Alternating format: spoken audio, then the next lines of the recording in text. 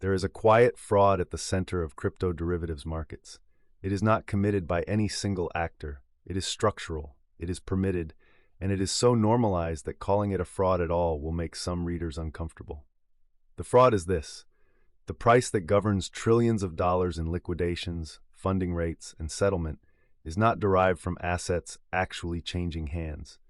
It is derived from quotes, from order books, from numbers that exchanges report about themselves. In the most charitable reading, these are estimates. In the least charitable reading, they are whatever the reporting entity finds useful at the time. This is not a problem unique to crypto, but crypto made it worse in two ways. First, the same entities that run the derivatives markets also operate the spot markets those derivatives reference. The index and the instrument share an owner. Second, the absence of mandatory settlement infrastructure means that the loop between quote and delivery is never closed. A price can persist indefinitely without ever being tested against the one thing that would reveal its fiction, an actual trade. What follows is a proposal to close that loop, not by regulating intent, but by replacing the benchmark. The problem with prices nobody had to pay. In traditional finance, reference prices for derivatives are constrained by arbitrage. If the futures price diverges meaningfully from the spot price, market participants buy the cheap leg and sell the expensive leg until the gap closes.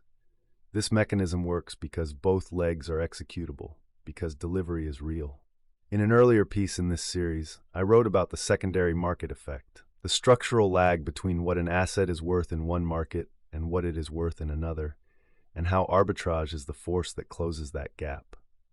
The implicit assumption in that framework is that arbitrage operates against a reliable reference, that someone, somewhere is holding a price that reflects actual value. In crypto derivatives, that assumption breaks down entirely. In crypto derivatives, delivery is optional. Perpetual futures, which constitute the majority of crypto derivatives volume, have no expiry. There is no moment of reckoning where the contract must resolve against reality. The funding rate mechanism is meant to simulate this reckoning by periodically nudging the futures price toward the index. But the index itself is the thing in question. If settlement is optional, the quote is falsifiable, not in the scientific sense, in the fraudulent one. The standard crypto index price is typically a weighted average of spot prices across several major centralized exchanges.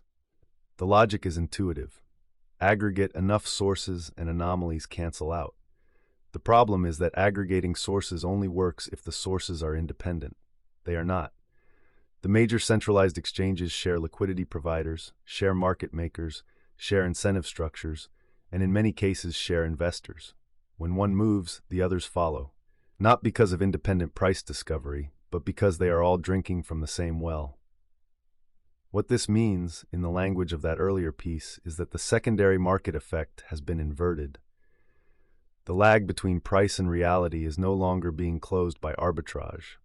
It is being maintained by the entities that control the benchmark. The gap is not a temporary inefficiency waiting to be corrected. It is a structural feature that serves the people who built it.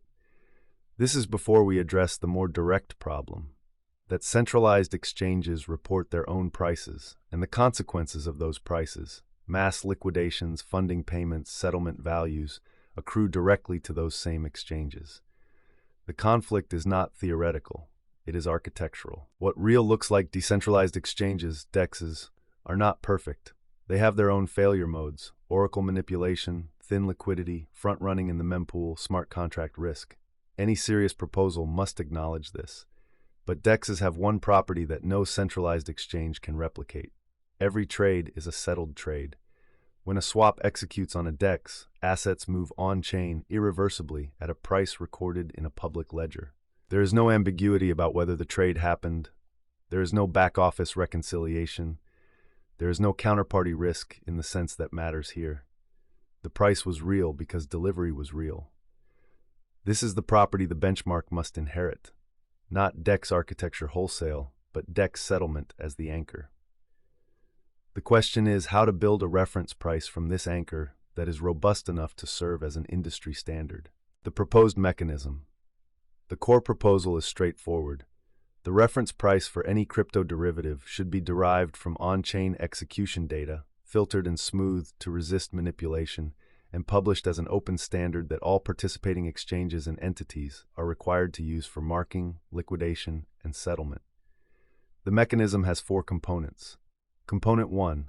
On-chain execution as the source. The raw input to the benchmark is trade execution data from DEX pools with sufficient liquidity depth, AMM pools and order book DEX operating on transparent, auditable blockchains. Raw spot prices are not used directly. They are too easily manipulated in a single block. Instead, a time-weighted average price, TWAP, is computed over a rolling window of 15 to 30 minutes, depending on asset liquidity. A volume-weighted average price, VWAP, filter ensures that thin volume periods carry less weight than high volume periods, and pools below a minimum liquidity threshold are excluded entirely from the calculation. The result is a price that reflects what participants actually paid, averaged in a way that resists both flash loan attacks and coordinated short-term manipulation. Component 2. Liquidity filters and pool eligibility. Not every DEX pool is eligible. Inclusion criteria require a minimum total value locked, TVL, a minimum trailing 24-hour volume, and a demonstrated history of deep two-sided liquidity.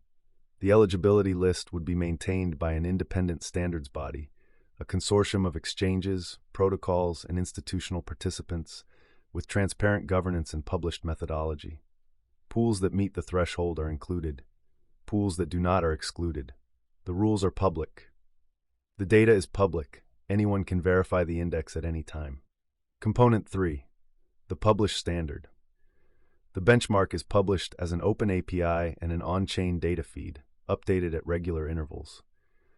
All participating exchanges commit to using this feed as the reference for mark price calculations, liquidation triggers, funding rate computations, and expiry settlement for dated futures and options. Participation is voluntary in the first instance. But the goal is a standard so widely adopted that non-participation becomes a reputational liability.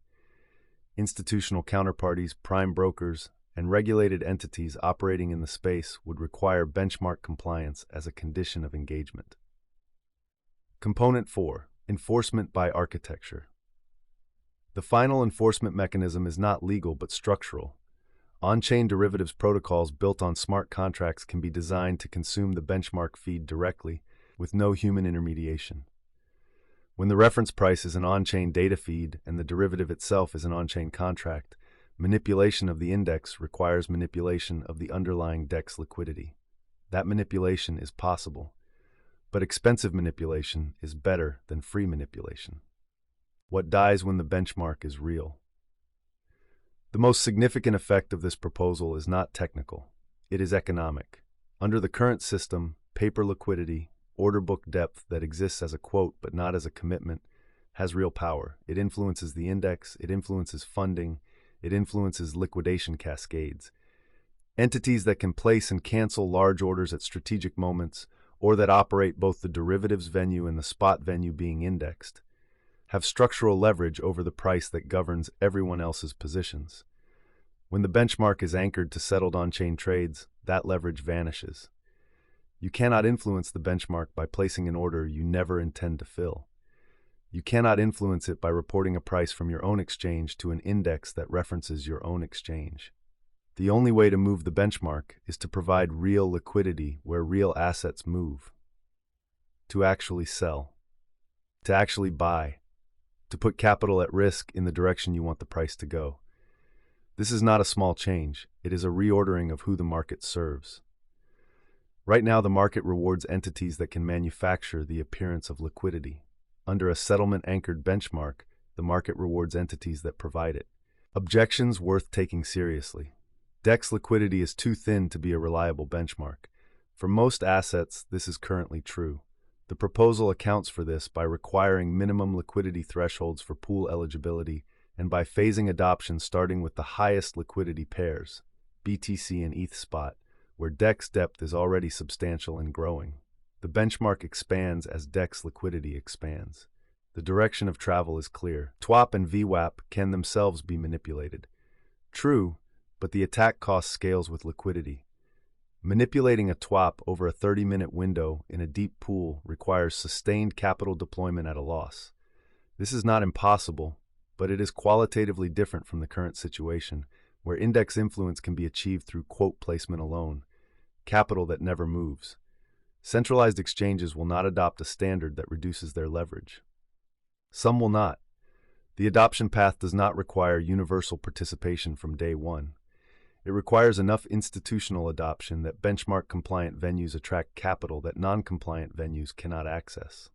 Regulatory tailwinds, particularly in the EU and increasingly in the US, are already moving toward transparency requirements that this standard would satisfy. On-chain data has its own reliability problems. Block reorganizations, oracle failures, and smart contract bugs are real risks. These are engineering problems with engineering solutions: multi-chain aggregation, outlier filtering, circuit breakers that pause the benchmark feed if anomalous conditions are detected. The standard should specify all of these. Imperfection in the alternative does not vindicate the status quo. The deeper argument. Every market has a benchmark. The benchmark determines who wins and who loses when positions are marked, funded, or liquidated. The question is never whether there will be a benchmark. The question is who controls it, and whether that control is visible. The current benchmark is controlled invisibly by the entities with the most to gain from its movement. That is not a conspiracy. It is an incentive structure that was never corrected because the people who could correct it were the people who benefited from it. A settlement-anchored index does not eliminate manipulation. Nothing does. But it raises the cost of manipulation from near zero. Place a large order, don't fill it, collect the funding, to something that requires genuine capital deployment. And it shifts the question of benchmark legitimacy from a matter of trust to a matter of verification. In a market that has repeatedly proven it cannot be trusted, verification is the only argument that holds. The goal is not to make crypto markets perfectly fair. The goal is to make the price mean something. Right now, for derivatives, it often does not. The benchmark must be anchored to the one thing that cannot be faked: assets that actually moved, at prices that somebody actually paid.